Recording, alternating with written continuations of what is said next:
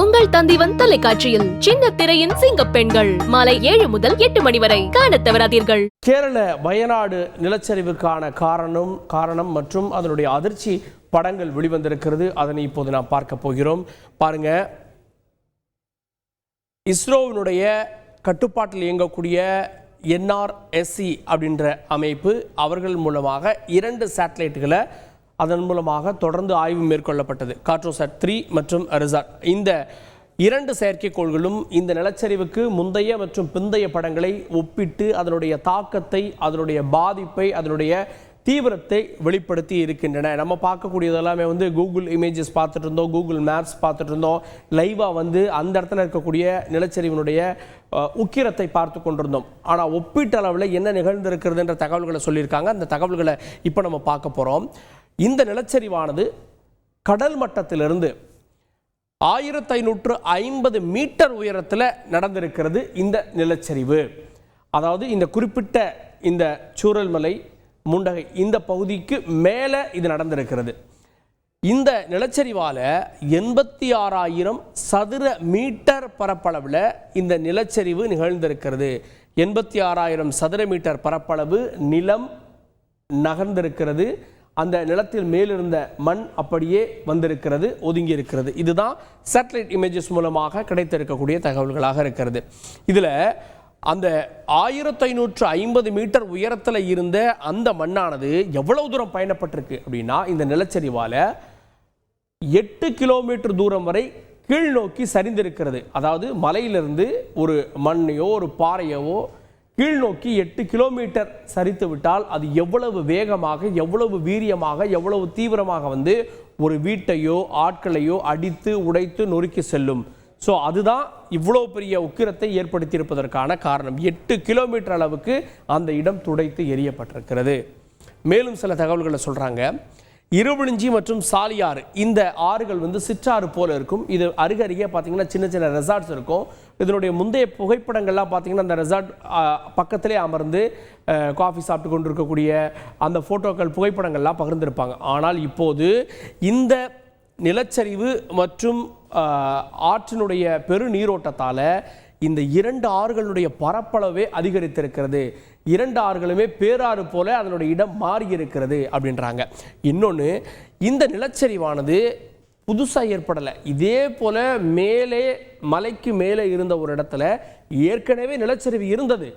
அந்த நிலச்சரிவினுடைய கூடுதல் பகுதிகள் தான் இப்போது புதிதாக நிலச்சரிவுக்கு காரணமாக இருக்கின்றன அப்படின்ற விஷயங்களையும் இந்த ஆய்வு வெளிப்படுத்துது. சரி, இந்த படங்களை பாருங்க. நிலச்சரிவினுடைய செயற்கைக்கோள் படங்களை பார்ப்பதற்கு முன்பாக இந்த படங்கள் முக்கியமானது. காரணம் என்னன்னா, இதோ வந்து கொண்டிருப்பதுதான் இருவிழிஞ்சி ஆறு. இருவிழிஞ்சி ஆறு மேலே பாருங்க, சின்னதாக இருக்கு.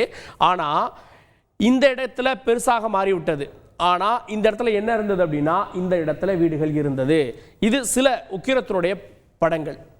இப்போது நான் பார்க்கக்கூடியது ஒரு பெரிய பேராறு. ஆனால் இது பேராறு இல்லை, இது ஒரு சிற்றாறாக இருந்தது.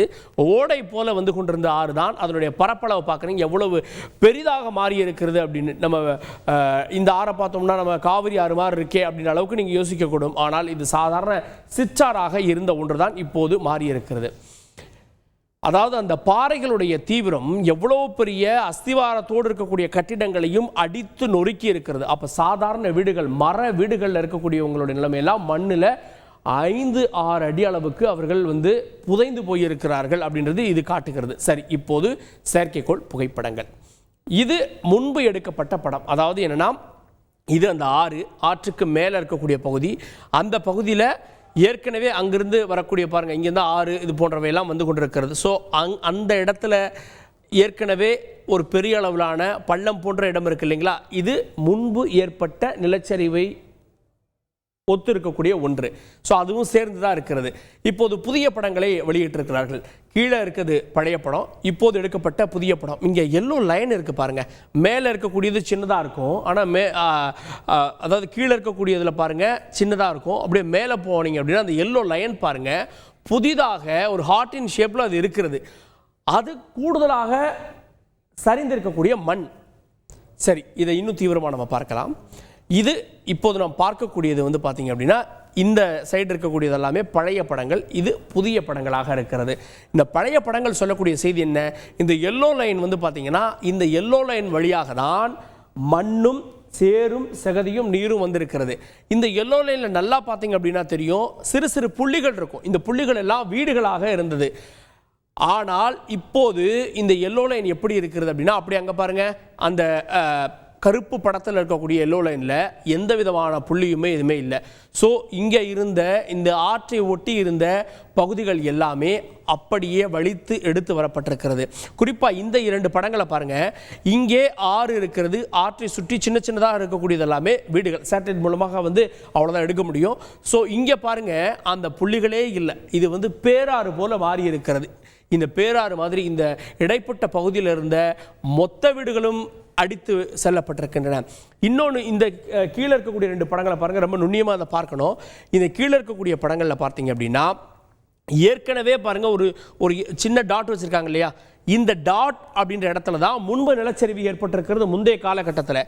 ஆனால் இப்போது எவ்வளவு பரப்பு அப்படின்னா, அந்த டாட் இவ்வளவு பெரிய பரப்பாக மாறி இருக்கிறது பாருங்க, அப்படியே ஒரு டபிள்யூ மாறி இருக்கு பாருங்களேன் இந்த இடத்துல. ஸோ ஏற்கனவே நிலச்சரிவு புள்ளி அளவில் இருந்தது, இப்போது நிலச்சரிவு டபிள்யூ அளவில் ஏற்பட்டு அந்த மண்ணானது சரிந்து அப்படியே, அதாவது 86,000 சதுர மீட்டர் பரப்பளவை நகர்த்தி 8 கிலோமீட்டர் தூரத்திற்கு வேகமாக வந்து ஒட்டுமொத்தமாக பிரளயத்தை, பேரழிவை ஏற்படுத்தி இருக்கிறது. இதுதான் இந்த நிலச்சரிவினுடைய செயற்கைக்கோள் படங்கள் சொல்லக்கூடிய செய்தி. உங்கள் தந்திவன் தொலைக்காட்சியில் சின்ன திரையின் சிங்கப்பெண்கள் மாலை 7 முதல் 8 மணி வரை காணத் தவறாதீர்கள்.